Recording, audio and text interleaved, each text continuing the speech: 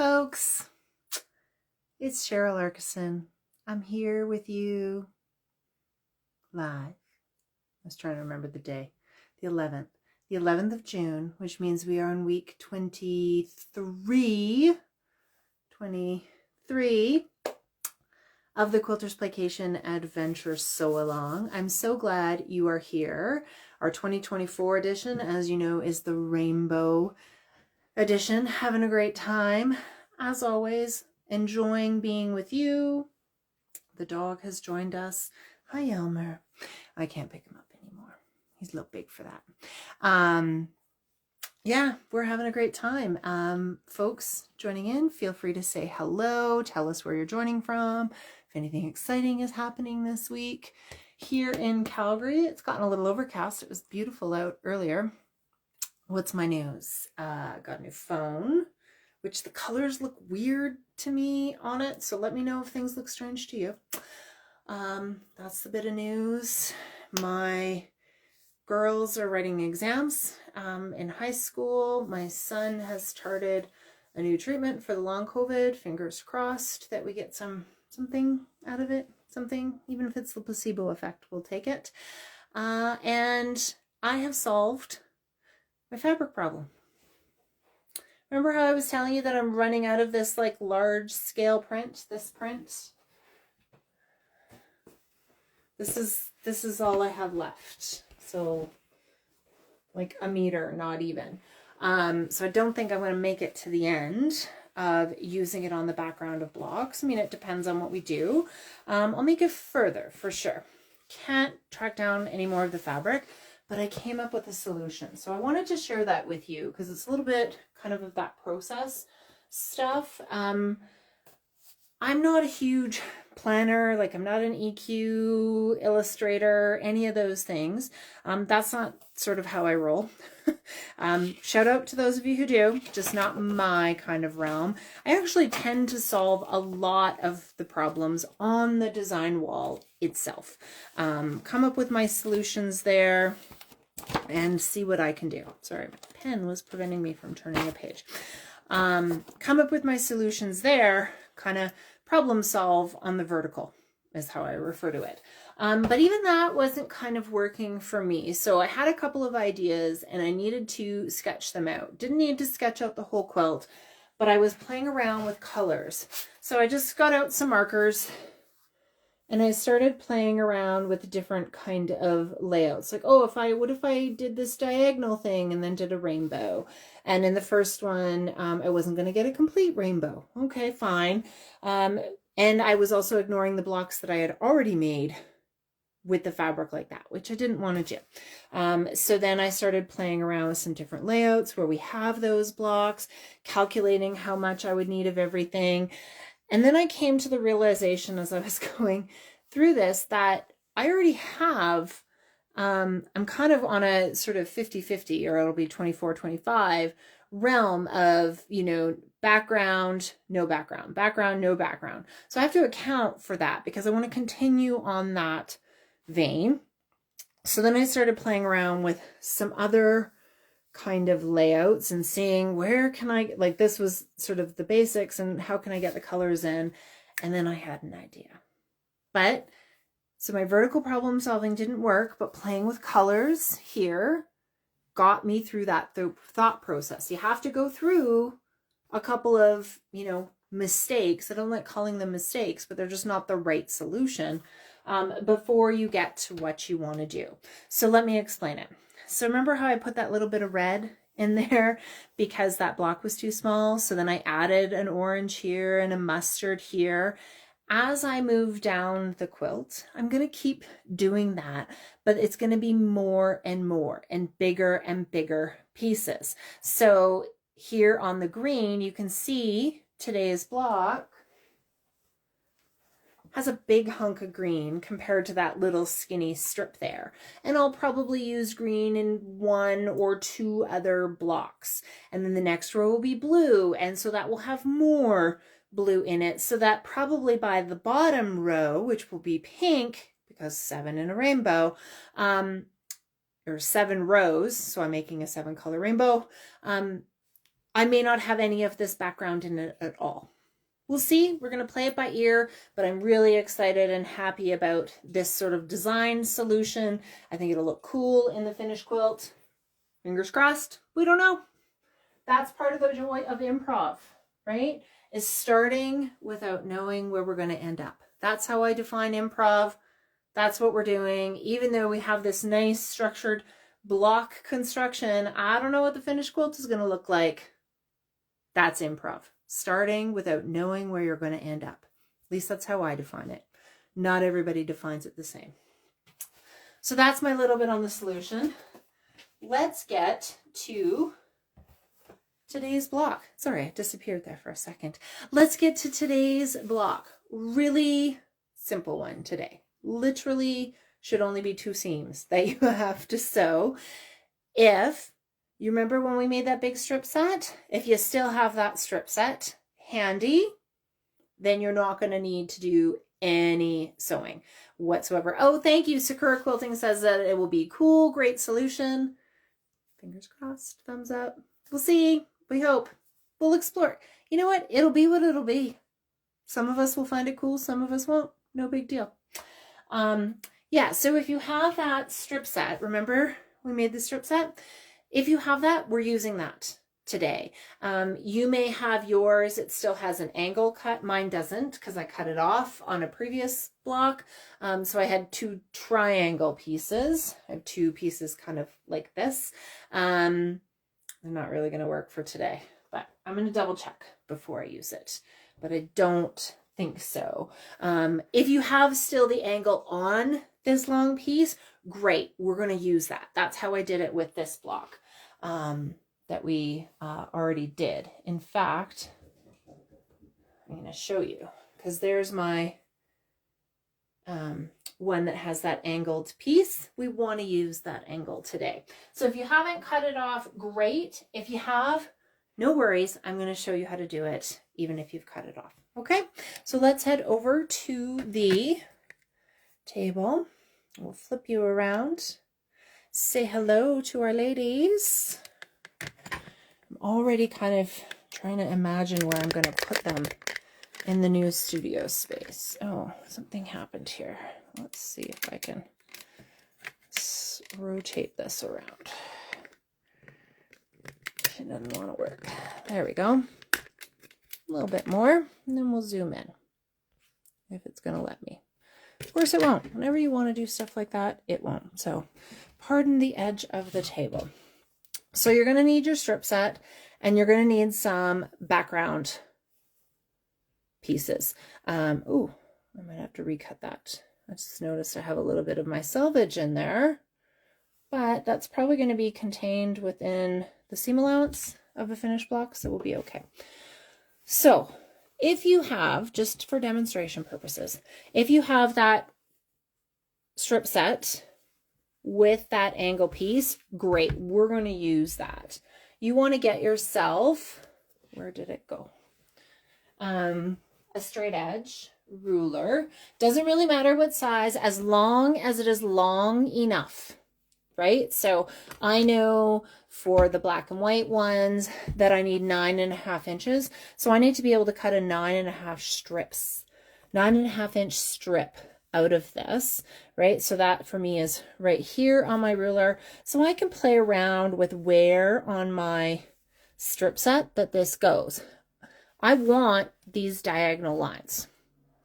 If you don't have your strip sets, right, or you didn't make a strip set and you still want to make the block, you can go ahead and just make a small strip set, and you can have it on the vertical if that works for you. Maybe you're using some scraps and you just make a small strip set for that, or you can do it on the angle. I'm taking advantage of our angled cut, and I'm going to go ahead and I will lay that ruler on this nice straight edge, position it side to side so I have at least a little bit of each one of the fabrics in there. My ruler happens to be 4 inches, so that's how I cut it. But you could cut it smaller, right? You could make this skinny, you could make it wider, whatever you want with that. You're just going to cut that strip set and cut it to the length afterwards. So that's if you have that one on angle, right? This one is on an angle, so when I cut it and we use it, it's going to have that diagonal line. Let me show you in the finished block, right? It's going to have that diagonal movement of our strip set. Again, not necessary, but a nice feature to kind of play around with those lines. Now, what if you, like me, have straight edges on the end here? Well, you've got a couple of options. You can go ahead and have a straight up and down rainbow, totally fine. But what if you want that angle and you don't have it, right? So I'm going to go ahead. I know I need 10.5 inches for the length. So I can start playing around with where I put this ruler, right? If I go at a very short angle, I don't quite get 10.5 inches. If I go at a stronger angle here, I've got to make sure, you can't see that, but I got to make sure I'm covered in all of my corners, right? So I'm just going to play around until I know I can get that 10.5 inches. At the same time, minimize the scraps I get out of this. Okay, so I'm going to go ahead and make this first cut because I've got 10.5 inches from corner over here to there, and obviously more than 10.5 inches here. So I'm just going to make that first cut and get rid of it. Well, not get rid of it, that'll get used somewhere else. And then I need to make this second cut. So for me, that just means I'm going to flip it around and I'm going to go for that 10.5 inches. So I'm going to cut here and here. I know it looks like I'm cutting at a weird angle to you, but the way I have to position myself because of the camera, it actually works out quite well. So you can see on this bit of strip, I'll still keep it, right? Got another triangle. Also keep it even though there's no pink on it because you never know where we might use it. Speaking of triangles, there was a request for a block that uses triangle scraps, so I will get right on that. And now I'm just going to cut off this end, right? I've got it lined up at 10.5 inches here. I went easy because 4 inches is the width of my ruler, right? I want to make my life easier. So that's what I did. And now I have that angled rainbow piece. Pretty straightforward, right? Well, then I have my 2 pieces of background fabric so that this is going to be in the middle of it. I just happened to cut these the 4 inches as well. It was not good. The math's not going to math to give me the right size when this is all together. So I'll just trim it down afterwards so that I don't have to do the math now to figure out exactly how big these have to be. Now, I've cut straight edges on all of these, meaning these are nice parallel strips. You don't have to attach them that way. You could put them on, you know, where we layer it and we cut a bit of a different angle, right? Just for something a little bit different, create this into more of a wedge if you want. All of that is maker's choice. I'm going to go ahead and just sew these down and then make sure my block is this right size. So like I said, 2 seams if you have your strip set already done. If you don't have a strip set already done, just whip one up. It's not a big deal. You're just sewing some scraps together.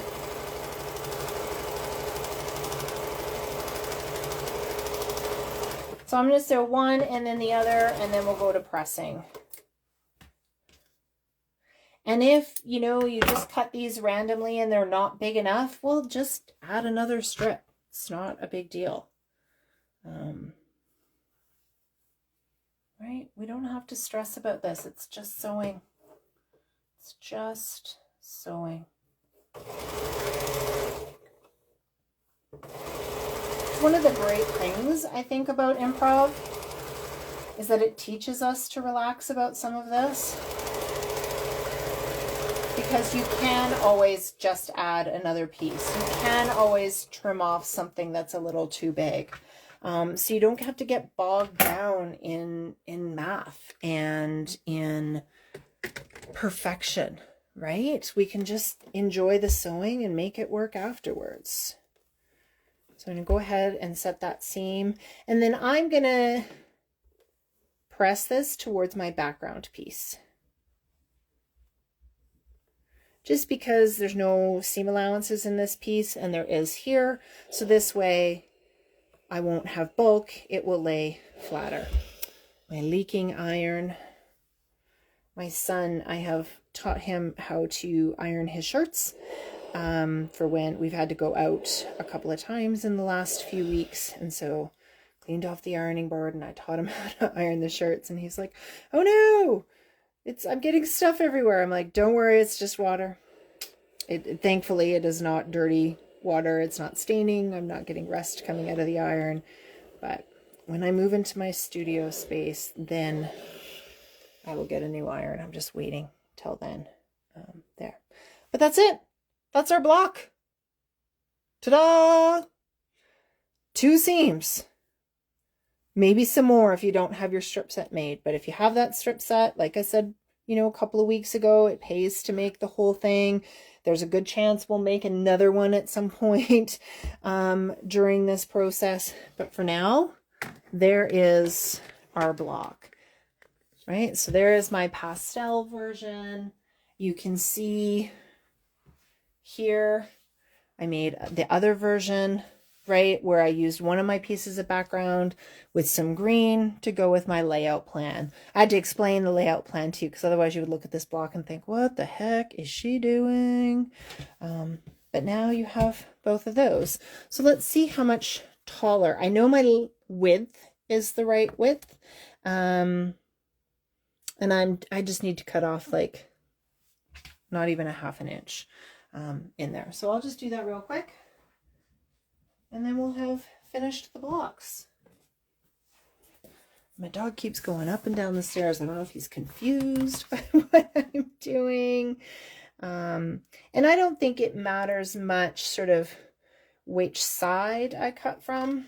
So I'm not trying to make sure it's even. You can if you want. But there we go. There is our block. That's it. Pretty straightforward. Hey, folks? Let's move you back up. I'm going to try to... Oh. No, I haven't lost you. Thought I did for a second there. But we're good. And we'll flip you around. Nope, turned off the camera. Sorry. Wrong button. Couldn't see it. I will flip you around. We're back over here. And you get to see the block from a different perspective. So there you have it, folks. That is week 23. Go over there. You can see both of them. Week 23 of the Quilters Playcation Adventure Sewalong 2024 Rainbow Edition. Oop, my thing is flipping. There we go. Technical difficulties on my part, not your part. You guys are great. It's just me today. I'm going to blame it on not having had a shower this morning. This may be TMI, but I am one of those people that showers every morning because I like to. But we are having a bit of an emergency in Calgary. So giant water issues. Won't get into the details, but suffice it to say, we are on some major water restrictions. You can get ticketed or warned if you are caught doing anything outside with water. So RIP my garden, because it ain't growing, because it's rained once in the week that this has been going on. Oh well. This morning my husband laughed at me because I cooked pasta for dinner last night and I kept the pasta water so I could water my tomatoes with it this morning to not be using outside water. And then we're supposed to be conserving as much as possible because we're down at least 50% of the city's water supply. That's a city of 1.5 million people. So it's a bit, we're not in an infected neighborhood at all. So grateful for that. And shout out to the folks who did have to boil their water and were really affected. But we are trying to conserve. So I'm blaming my brain fog on not showering this morning. Not on, perimenopause or teenagers or 2 businesses and a puppy and all that. It had nothing to do with it. Nothing. So, and the puppy is down here whining, which I'm guessing means he needs to go outside. So I should probably get going. Thank you, everybody. We will see you online. Make sure you use the hashtags Quilters Playcation, QP Adventure Sewalong, or QP Adventure Sewalong 2024. Spread the word, share these videos, share the YouTube links, subscribe on YouTube so you get the notifications when I post them. I will see you everywhere. Oh, speaking of seeing you, one more thing. For those of you going to Quilt Canada in Edmonton next week, I have a meetup scheduled. So if you're already a newsletter subscriber, you got the details from that. The Quilters Playcation newsletter will be going out after this. There will be details in there, so you can quickly go to the website and subscribe there. But I'll post some info here on Instagram for you as well. But I am hosting a meetup next week in Edmonton for those of you who are at Quilt Canada, or even if you're not at Quilt Canada but happen to be in Edmonton that weekend. We'll see you there. Okay, everybody, have a great week. I'll go attend to the puppy. We'll see you soon.